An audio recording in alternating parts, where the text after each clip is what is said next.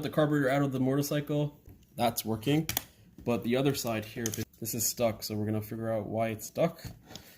And another thing I noticed when I unscrewed all 3 screws, put it away.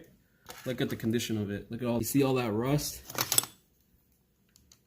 Like, it's really dirty. So for now, we're gonna just spray, like you see the jets. The jets are super dirty too. We're gonna, I got some just some rust checks and lube over here. We're gonna spray it up. And we're gonna let it soak in there for a while until I have my my carb cleaner ready. So we're gonna do that for each carburetor. We're gonna open it up. Move this. BTS. Look at this, guys. It's really bad. Look. So we're gonna let this lube soak in there. We are gonna clean out all the lube. So stay tuned for the next part. And I'll show you guys how to actually clean this carburetor until we get it all lubed up. Thanks for watching, guys.